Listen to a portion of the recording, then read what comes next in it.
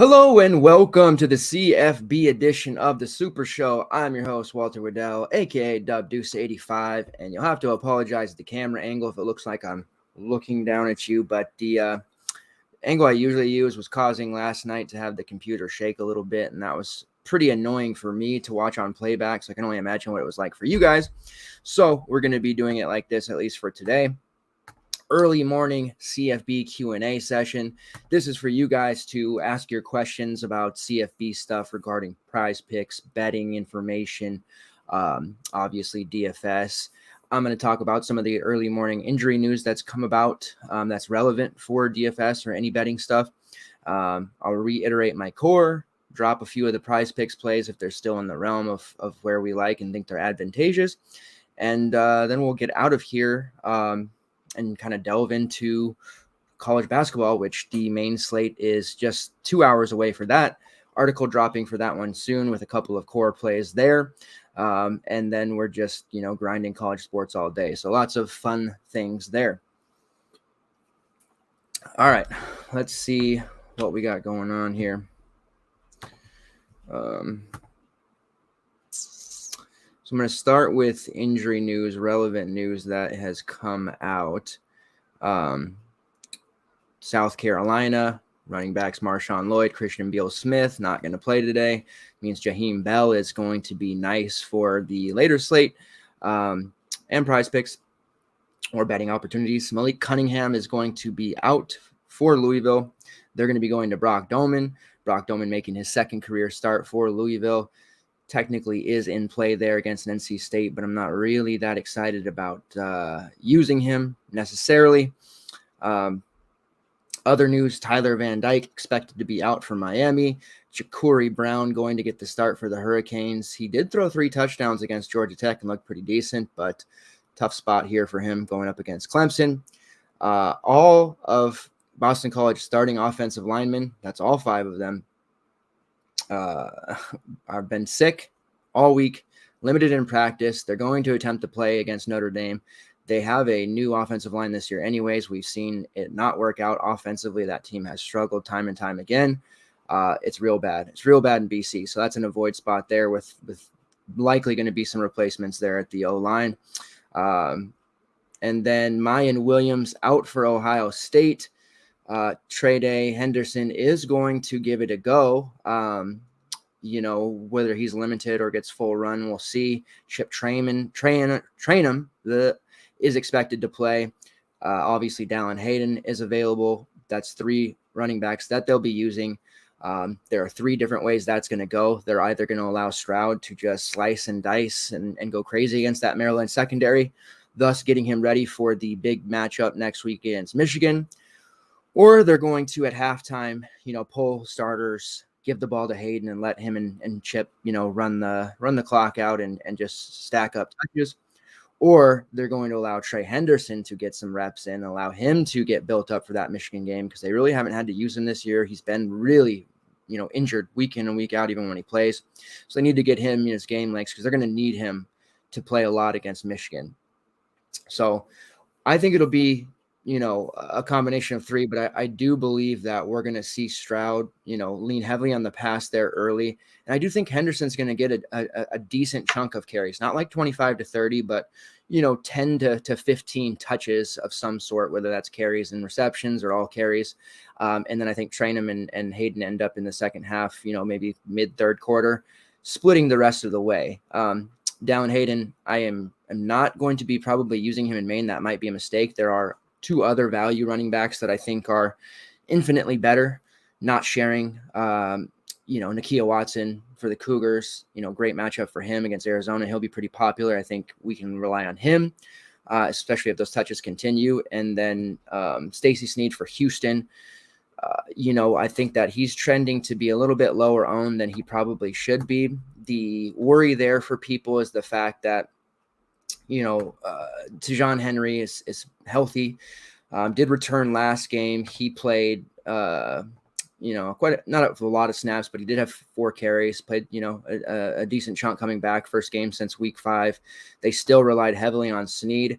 I think at worst, we're looking at kind of like a 50-50 proposition here while they continue to get Henry back in the mix. But Snead in these last 4 games, 16, 22, 22, 31 fantasy points, 100 plus rushing yards, and 2 of those 4, 60 plus rushing yards in all 4.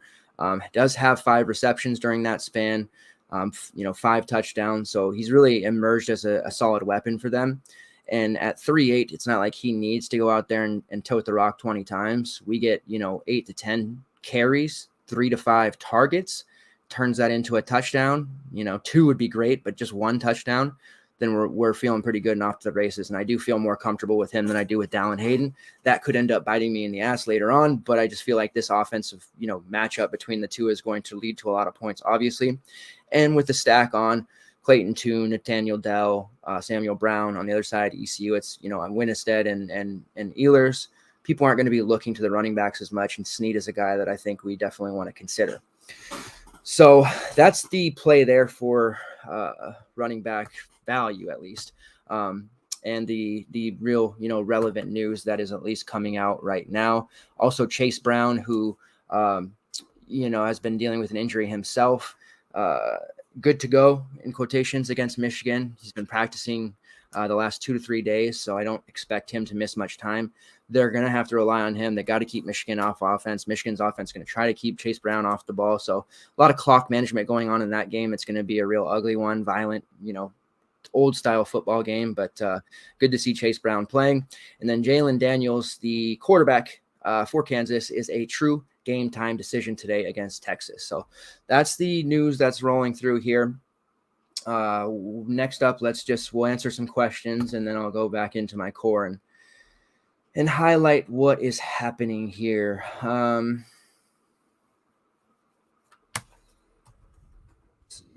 Let's see. All right. So in the FTN Discord, Josh Van asked, do you prefer Jaden Reed or Keon Coleman for single entry GPP? Personally, I'm a pretty big Keon Coleman guy. Leads the team in targets with 68. Reed has 65 in one less game. Both pretty, considerable and similar stats, right around, 600 receiving yards, right around 40, 45 receptions, right around 5 to 6 touchdowns. So it's kind of like 6 or a half dozen there. Very, very similar. Reed is probably the safer of the two, but Coleman really has shown us the ability to have serious pop.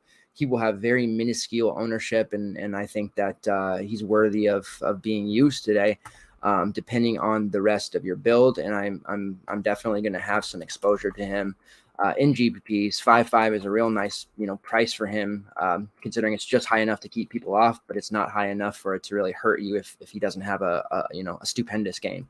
And Reed sitting there at 5.6, so really similar across the board. Numbers, price, all that stuff. But Keon Coleman is going to be my choice. Gun to my head. Let's see. I'm getting a lot of questions about, a min price wide receiver. And that's tough, guys. Like, I get it, because every week we usually play a cheapie at the wide receiver spot. We try to,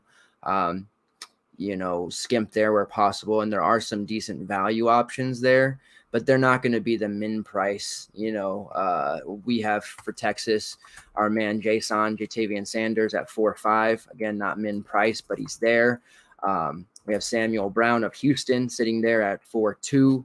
Like, those are the two cheapest wide receivers I'd be looking at for a main lineup type of build.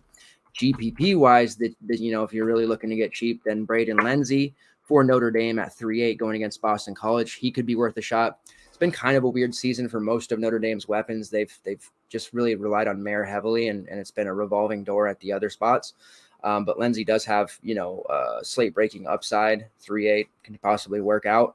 But I'm not really looking to take one of these min price wide receivers. We just don't have them at our disposal or comfortability. And if you take one and you whiff, then all the people who have rostered the, one of the cheap running backs, or possibly two, Nakia Watson, Snead, Dallin Hayden and those guys go off for 15 plus, then you're just buried. You won't be able to make up the points anywhere else because there's going to be a lot of overlap with the rest, being Holton Ehlers, Nathaniel Dell, Isaiah Winstead, and Deuce Vaughn. Like, everybody's going to have that group on their lineup. And, not literally 100% everybody, but a good chunk of the 45 to 60% of your single entry high dollar stuff is going to have that group, and probably can add Braylon Allen to that group as well. So we're playing a lot of 3v3 type of stuff today, and possibly even 2v2 in some situations. So just know, if you whiff on one of those cheap prayer wide receivers, you're probably going to be done. All right, let's see what else is going on here. Feel free to ask questions if you got them here live in the chat. Let me just get over here and all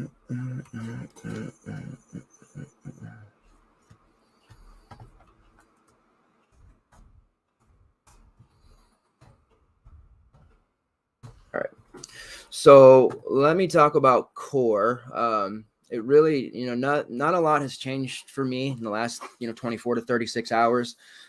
Since the Thursday night show with Jake, I'm still, rolling in one QB builds or two. It's all about Holton, Ehlers, sitting there priced at 6.2, a great matchup against a Houston defense that's just been terrible all season long. Quarterbacks have completely squished them, every position, really. He's just too obvious, highly owned. That's fine. At running back, Deuce Vaughn, very obvious, 7.4, playing next to Will Howard has been really good for him. Adrian Martinez came in and it really hurt his receiving totals. His upside hadn't been there. Still putting up some massive numbers. He is, over 1,000 yards this season, has 38 receptions, 3 touchdowns in the air, 5 on the ground. Really good numbers. We expected a lot more, but now that he's playing with Will Howard, who is in again today for an injured Adrian Martinez, we're seeing more of the old Deuce Vaughn that we were accustomed to the last 2 years. And so Oklahoma State rushed for 158 yards, a touchdown, 4 receptions, 18 yards at a touchdown. Against Texas, he rushed for 73, not quite as high, but he caught 7 passes for 86 yards. That was great. Scored a touchdown. And then against Baylor, rushed for 106, 50 receiving yards and a touchdown. So 7-4 against a putrid West Virginia team. You can lock in Deuce Vaughn, obvious, and get him in. It's just too simple.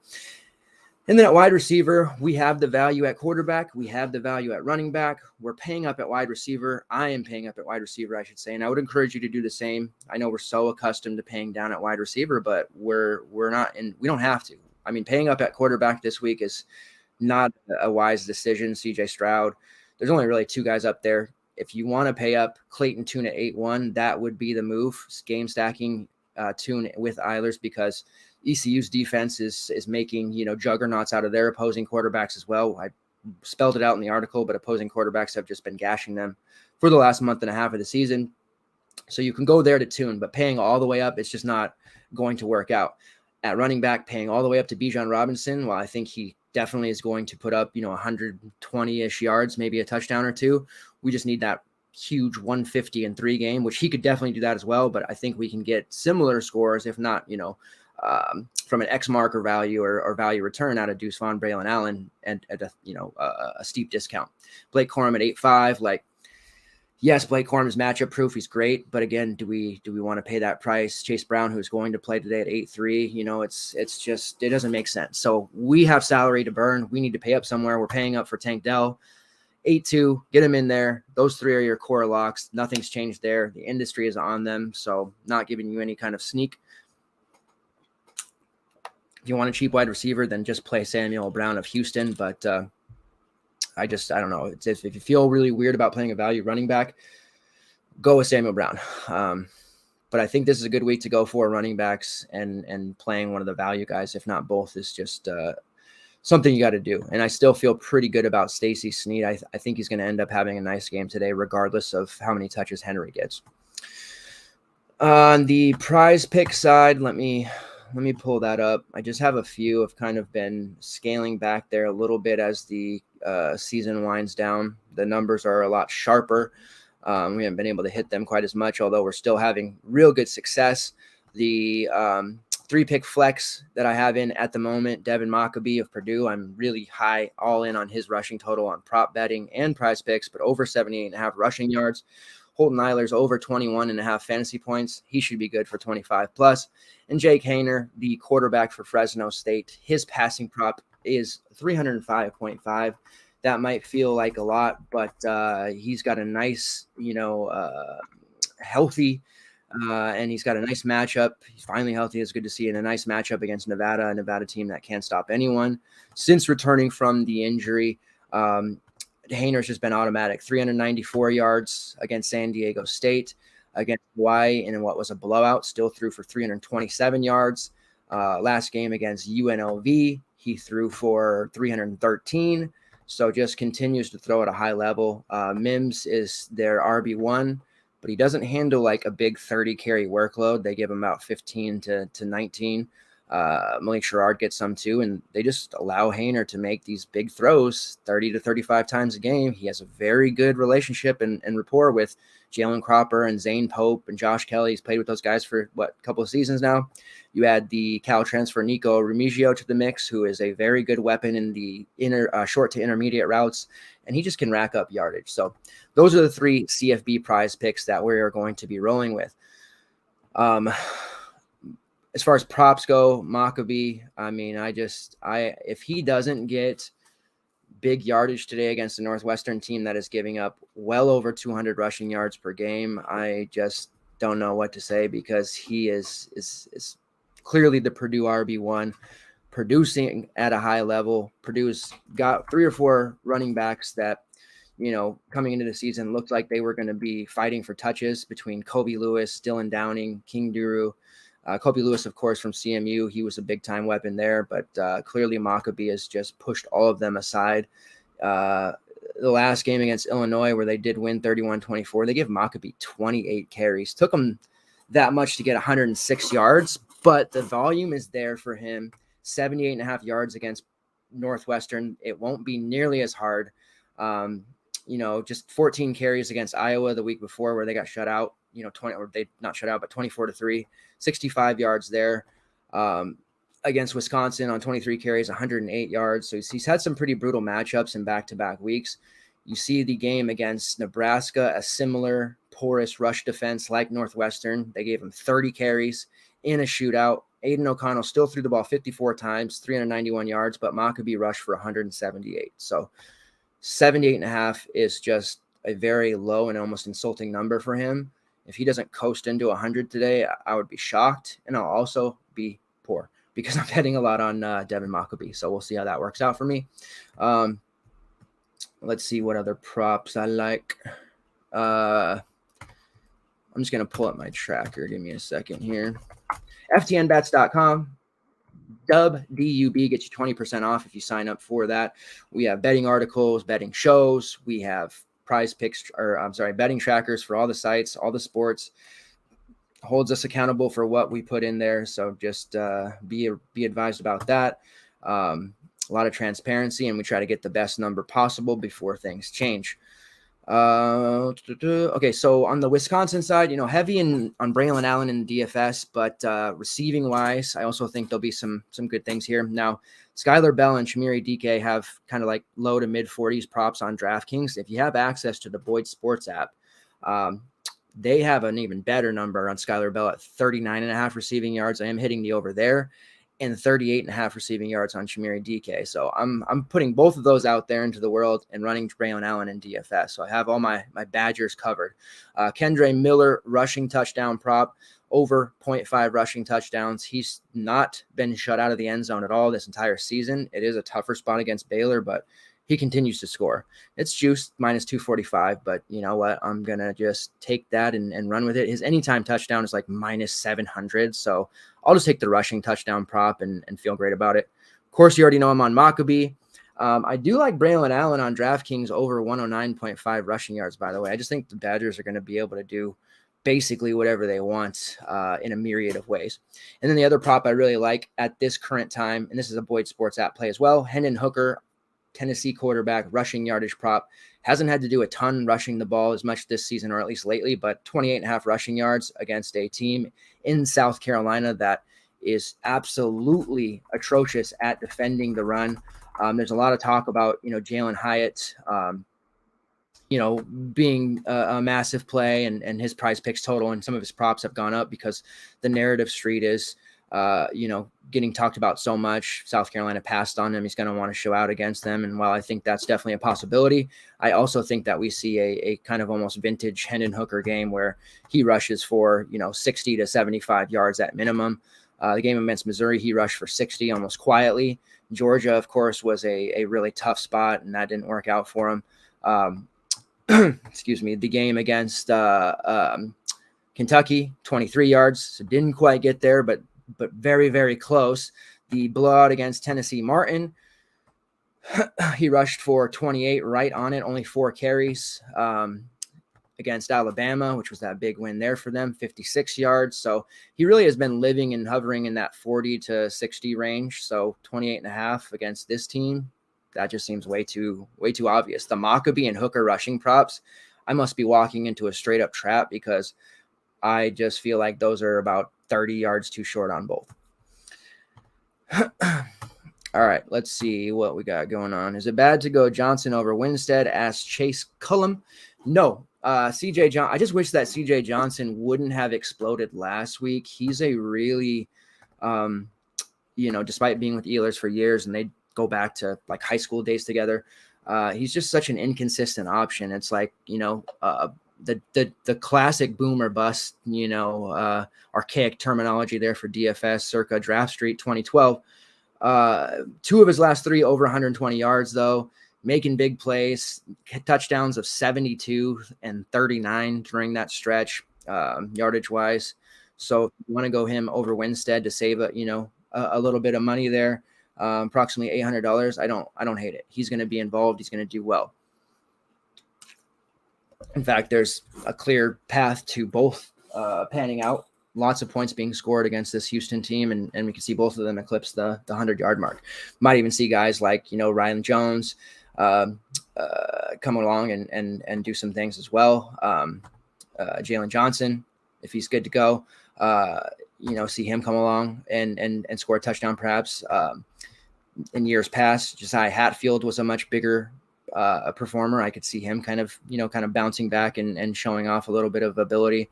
Pretty much anyone in the ECU jersey that's going to be touching the football, catching the football, passing, any of that is in play. So if you want to go Johnson to save the money, by all means do so.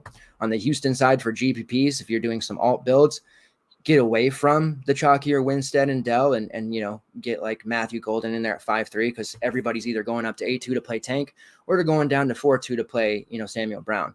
You also have Sean Carter sitting there at 4K who no one's playing, back-to-back 100 yards games for him.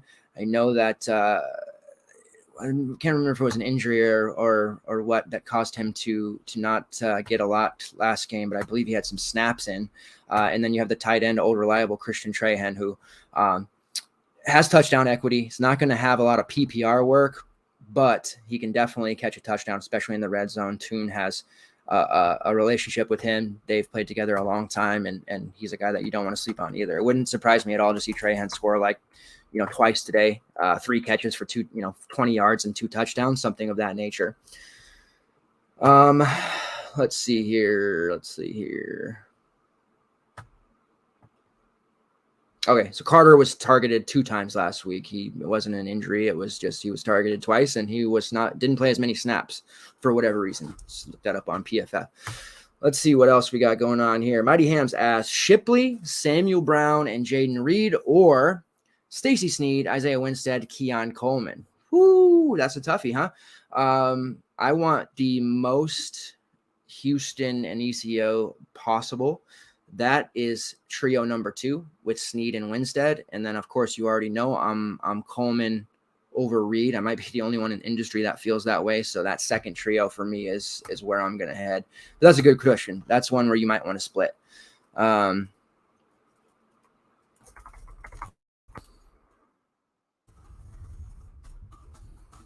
Follows it up with Hayden Winstead or Shipley Samuel Brown. Now that becomes a situation where I'm probably looking to Samuel Brown and Will Shipley. Miami's going to struggle to score. I think Shipley's going to, see some nice work today. I don't fully trust Allen Hayden regardless. Trey Henderson and Chip and Stroud throwing the ball. So there's been a spot where Hayden was in line to get some more, snaps, carries, whatever, and it just didn't work out. So more of a GPP play, I think, for me, whereas Shipley and Samuel Brown, I think, is kind of main lineup territory if you're going that way. But good questions. Hams is bringing the heat. If going two QBs, one in the super flex, can I get away with fading Tune? Yes, you can. Jaden Delora, probably your next best option there. I know Jake really likes Cam Ward. He always likes Cam Ward. I'm not a fan of his. I think he's a fine GPP play in this spot, but I like Delora definitely. I like Will Howard quite a bit. Actually, Will Howard is actually my own personal favorite if you're not going for running backs or you're not playing the Clayton Tune, Holton Eilers, game stack there.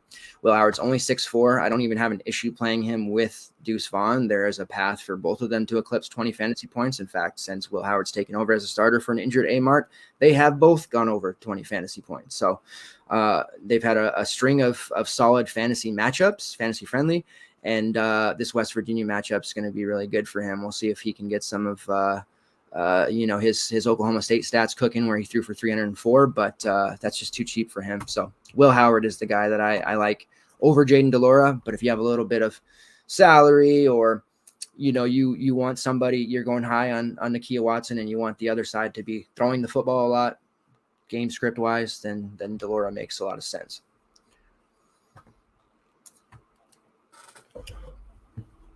Sean Carter been hot lately, says Adam Young. Yeah, except for last game, he only got two targets. But yes, I do like him as a GPP play.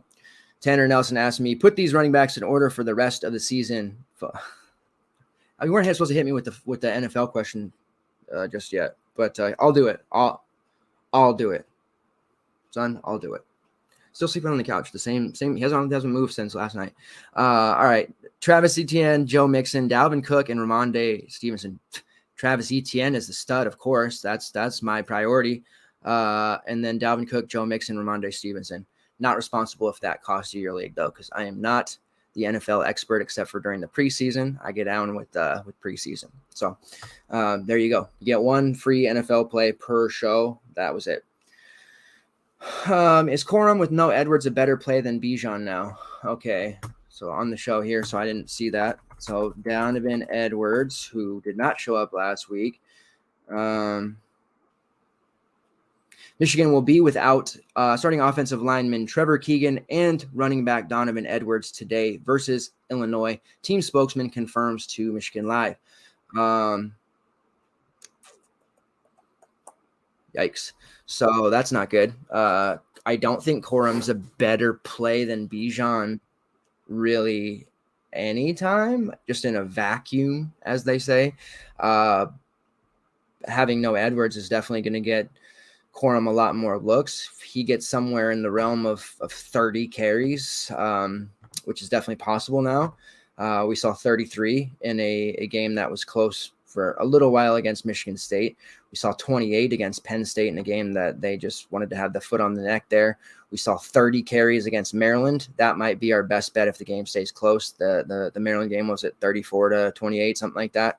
He had 30 carries in that one, 29 carries against Iowa in another close game. And when he gets that kind of volume, yes, he is producing at a high level. But 8.5K, mid-20s fantasy floor, maybe a little bit of upside for more, but Illinois is going to be running the ball a lot too. I worry about that clock getting grinded out and very, very minimal time of possession, or not time of possession, very minimal snaps, very minimal additional chances at carries for him. Whereas Bijan's going to be in a game that is going to be, high pace, quick score, back and forth, ping pong ball in it. And he has the opportunity to also see 30 plus carries or touches. But he's going to be able to, be in quick strike situations where he's scoring, receiving touchdowns, rushing touchdowns. You're not even saving all that much more. 600 in this slate, I think, isn't enough to really go there in your main build. But GPPs, go crazy. Play all those top end guys because I just don't see the ownership coming in on those guys. And fading Bijan is always scores 2 touchdowns the first quarter. It's like, why did I fade Bijan? I am fading Bijan in my main. I'll go off in a strategy talk here. I am really high on Xavier Worthy, and this is the first time all year where I have felt that he is a necessary option and somebody that it's going to be tough to get away without having him in your build that has the most money on it. I think that Texas is going to really look to throw the ball a little bit more, get Ewers going. I know he's been kind of struggling at times. The short to intermediate routes have been kind of more comfortable for him. Thus why our man Jason Jatavian Sanders has seen his target share really kind of, go up and up with Ewers, and he's really got a high catch rate because of it, because of his, throws are really, easy to make and catch. So Worthy's only 6'5". He hasn't had the deep yardage that he saw last year. We saw a lot more, 100-plus yard games from him. In fact, he's only got 584 yards through 10 games. I think we all expected him to be over 1,000 at this point. 44 receptions. That's also a number that's much lower than I expected, but he has 9 touchdowns. His touchdown equity in this offense has been massive, and it's just a situation where he's been able to find Worthy and make very simplistic throws, not having to go deep, and then Worthy uses his elusiveness and his speed to make defenders miss. And you look at, touchdowns of 20, 30, 24, 15. He hasn't had 45. He hasn't had to break these long 70-yarders like we saw last year. Now, I'm hoping that happens against Kansas, and I'm hoping Kansas will force them into a quick strike offense because of how this game script could potentially go and lots of points on the board. But I feel like a vintage Xavier Worthy game is in line here today, and something like what we saw against West Virginia, where he caught 7 passes for 119 yards and 2 touchdowns. 40 fantasy points in the game. Like, I feel a 40 coming on for Xavier Worthy. And this is how confident I was in Jatavian Sanders during the, the Oklahoma game, I believe. Yeah, where he scored 2 touchdowns for us and he was like 3% owned. And now everybody knows what Sanders is all about. I feel as confident with Worthy as I did with Sanders during that game. So if that's something that matters to you, and maybe it doesn't, and that's fine. But I put a very high priority on Xavier Worthy. I put a very line in the sand type of play there, and I think that he's going to have a bonkers slate melting type of performance. And that means because I'm playing Tank Dell, and because I'm playing Isaiah Winstead, that I'm paying up at all 3 wide receiver positions. And if you want to call 6'5" paying up, probably is within the context of the slate. I'm not skimping at wide receiver. Am I scared fading Samuel Brown? Yes, but I don't want to play 2 with Houston guys because I'm already going to use Snead. I'm not using Clayton Tune in my main, and even myself, who's very anti, like, I have to have correlation here in college football. It's not necessary like it is in NFL. Even I feel like if I'm going to play 2 wide receivers from Houston, then I got to go get Tune. And that makes me change the whole context of my lineup. And that also means I won't be able to fit Xavier Worthy, which you could play Jatavian Sanders and get 2 touchdowns today pretty easily. So you can save that money if you want to, but I'm calling it now. Xavier Worthy is going for 8, 140, and 2. So fade at your own risk. This is my version of the helicopter play by that one dude. I don't know how often he actually hits, but I remember that guy doing that last year, and I came across it the other day. So that's my football posh play of the day. Which means I'm going for running backs. You already know I'm playing Deuce Vaughn. You already know that I'm playing Braylon Allen, and I'm probably playing one of Nakia Watson or Stacy Snead. You can probably figure out my lineup pretty easily today. So don't steal my head-to-heads, please. We don't want to pay DK. Let's see what else we got going on here. Can you touch on my question above? Let's find it, Jay Craig. What did you ask? Odds we will be mother effing ourselves because the ECU Houston game is a trap. Well, being that it's college football and variance is a mother effing thing, as you eloquently put it, 10%. I'll put it at 10%. I don't think that it is going to be a trap. Both teams are going to score a lot of points. Neither team is that interested in playing defense. I know that it is so obvious that it really could turn into a bust game, but I don't think it's going to fail very often. Houston games have been just like Memphis games, high scoring, close, fantasy goodness galore. you got to have 3 pieces at minimum from this game today, I think, in every single lineup. So, yeah, that's what I got to say about that. Do y'all not Duggan? No way they don't put up 50 on us. Okay, so that's our resident Baylor expert. Faked. He wants to teach us how to Duggan, I guess. He wants to know why we're not talking about Max Duggan very much. We did mention Hacksaw on the show. I don't know. I think Kendre Miller is going to, continue to perform at a high level, and they'll lean on him. And Duggan's kind of regressed a little bit and looked more like himself from prior years. I think he's playing so outrageously good early on in the season that some regression was coming because he's playing a little bit over his head.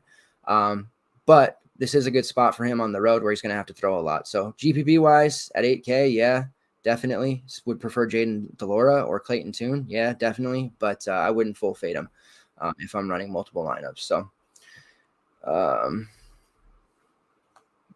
yeah.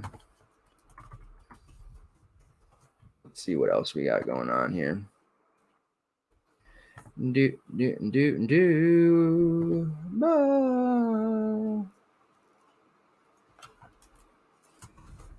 Sneed season. Yes. Am I going for running backs? Yes. Yes, I am. I am always going for running backs. I didn't do as much this year as I did last year, but we are definitely going for running backs. You can probably already guess who those 4 are, but I'm not going to give away my full lineup just yet. Scott Kaluta. Haven't heard much from you lately, my man Jesta. Semis in Dynasty playoffs can start 3 of these: Braylon Allen, Kendre Miller, LeBourne, love LeBourne, or Quinshawn Judkins. Credit to Jester, he was on Judkins early in the season. Who do I sit? Thanks. Sheesh. That's tough. So you're definitely not sitting Braylon Allen. You're definitely not sitting LeBourne. So I guess that means you're sitting either Kendre Miller or Quinshawn Judkins. And that is a really tough one. Damn, you just have a loaded team there, don't you? Don't you, Jester? Judkins just continues to perform. Another 135-2 in a matchup against Alabama last week, in which they nearly won. 205 the week before that against your Aggies, Scott, and going up against LSU, 111-2. Like, how the hell did the grading and recruiting sites only give this kid 3 stars? Because he don't miss. 139-2 against Auburn. Like, when does this kid actually miss? I guess 46 yards against Vanderbilt, that was a miss, but he did score twice in that game in a blowout win. But in competitive games, he just does not miss. He continues to go over 100. As much as I love Kendre Miller, I think this is a spot where he could potentially finally turn in a mediocre performance. I think he'll still score a touchdown because he just has a knack for finding the end zone. But I think that Judkins is going to put up more yardage and more touchdowns at a higher level. So I'll go Judkins. I think you got to probably bench Kendre Miller. I don't like benching any of those 4. You have a freaking amazing team, but it's Kendre Miller for me that you got to fade, because Judkins is maybe one of the biggest recruiting misses in the last 20 years, putting him as a 3-star, because he's phenomenal. Do you like Keaton Mitchell? Yes. Probably turns into more of a GPP guy. Houston can't stop the run either, obviously. So he's been pretty solid, 7.1K. We can definitely fit him if you want. He's kind of like that alt stack build. Like here, you know, everyone's having the Ealer side. We're having some Sneed, Tank Dell, and Samuel Brown. So your GPP alt, where you're still getting into that game, but trying to be a little bit different than people, you're going Keaton Mitchell, and then you're going Matthew Golden, and you're probably going with like a Keshawn Carter or Christian Trahan with Clayton Tune. So you're kind of going heavy on the Houston pass side and heavier on the ECU rushing side. So that's a really nice kind of alt build where you're still delving into that most desirable game.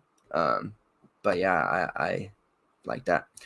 Drake May over 333 pass yards. Drake May is a psychopath.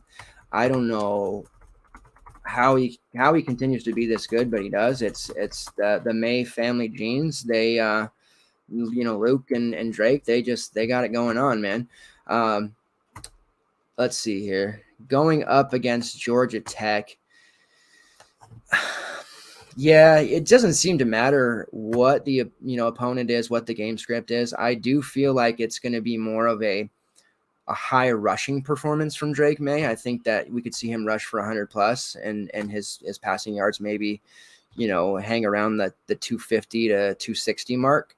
So I'm not as confident in that this week. I would probably actually let's see what else we got going on here. What's his combo yards? Does he have combo yards this week? 393.5. Probably look to attack that, unless you're talking to me about a straight like prop bet on DraftKings or a sports book, which you can clarify. But if you're talking PrizePicks, I like the over 393.5 combo yards, and his fantasy score probably is over 30, I'm sure, but let's double check. 32.5. Yeah, so 393.5. That's what I'm looking at there for PrizePicks. All right, we're about 15 minutes to game lock.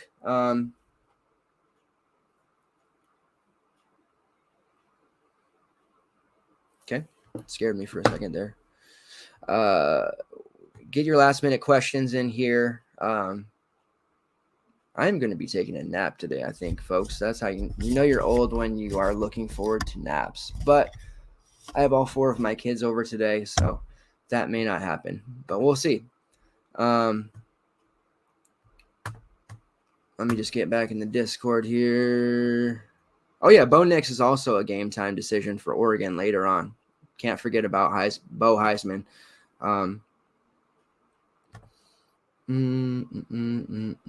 Would Toon, Tank, Brown, and Snead be too much Houston for a single entry or main team lineup?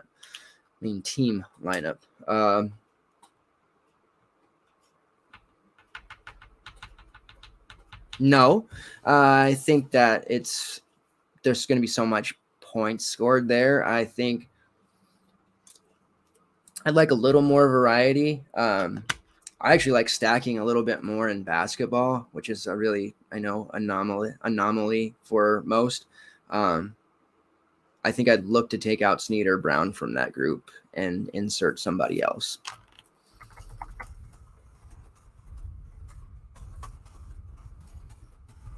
All right. Getting kind of hungry, folks. I haven't had breakfast yet. We'll see. So in the Discord, Dell or Harrison, this is a GPP build. Also have Snead and Samuel Brown. Since you clarified as GPP, go ahead and get yourself some Harrison. But even in GPP, fading Dell seems really bad.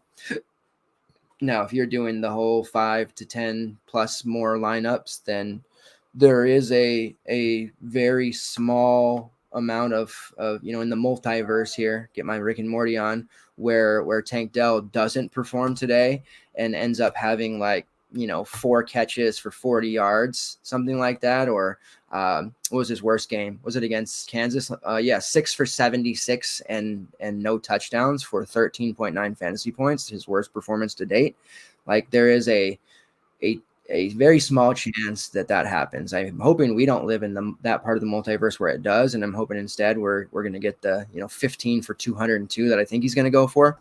So I don't want to have too many lineups without Tank, but yes, giving yourself a little bit of an out there to build for GPP with a guy like Harrison, I would do so.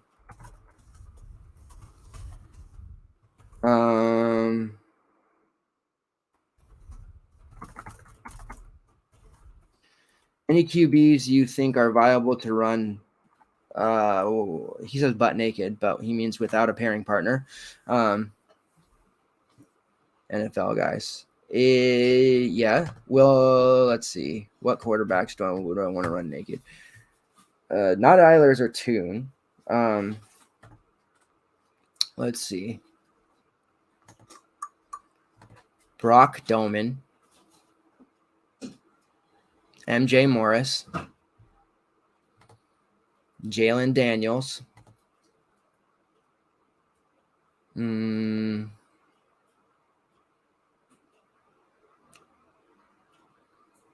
End of list. Will Howard, if you don't count Deuce Vaughn as a receiver, a running back hybrid, I don't care to get a wide receiver with him.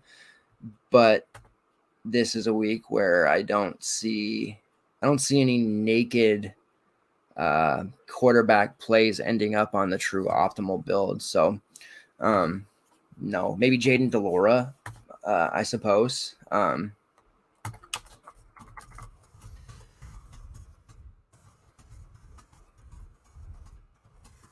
right, that was a good question. It made me think for a second.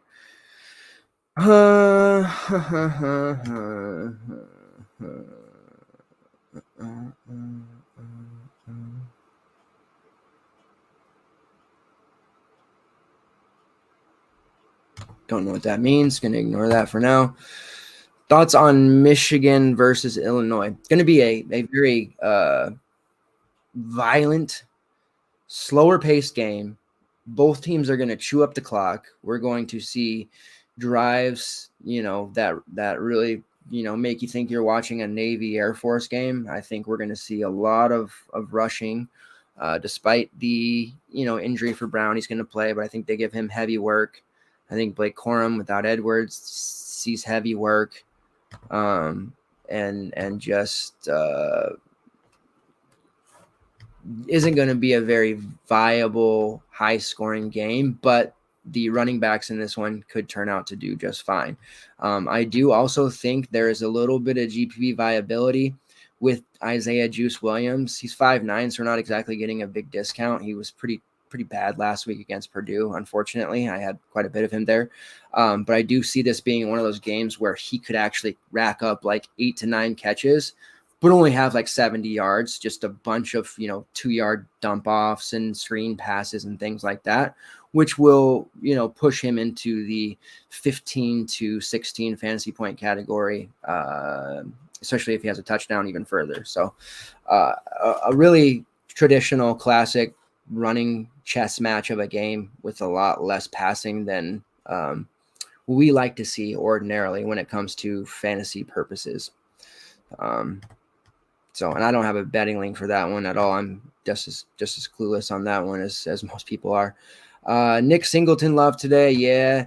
I wish that he hadn't popped last week, because this would have been a nice spot. I did forget to mention Parker Washington, who has an injury, and it sounds like he's going to be out for the remainder of the season as well. That was the talk late last night when I was up checking things out.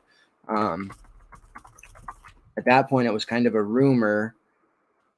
But what they're saying is out for a game against Rutgers, was spotted in a walking boot through the campus, possible broken leg. Sounds like he will not be around for the rest of the season. I really expected him to come in and take Dotson's role and go nuts, but it hasn't happened. So that's sad if that's true about the injury. But anyways, the reason I'm talking about that is because they're going to rely heavily on the run here. The game against Rutgers is nice. Nick Singleton and Katron Allen are both going to get their fair share of work. Singleton, really that, big play guy. Katron Allen shown a penchant for that too, but I feel like they're the traditional, thunder and lightning type players. Katron is smacking him in the mouth. Singleton is driving down, breaking tackles, making plays. They're both priced about the same. They both have very similar numbers. I just hate that he went off last week for 11, 122, and 2, because it'll draw some ownership, and it's not as sneaky as play. It almost makes me want to go to Katron Allen instead. Allen 16, 18, 12, and 15. That's his carries the last 4, while Singleton 11, 16, 14, and 13. So a true split. But yes, I have love for Singleton. I'm already planning on the afternoon slate on getting them in. The last couple of afternoon slates, I've just ended up playing both, and it's worked out quite nice because it just gives you that guarantee.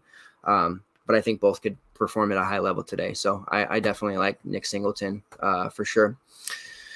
We are 9 minutes to lock. I think we'll go ahead and call it there so I can just make sure that I'm all in. I've had the same lineup since Thursday night, so fingers crossed that works out. Got a little bit of action in the high dollar today, chasing the 50K up top prize in the 333.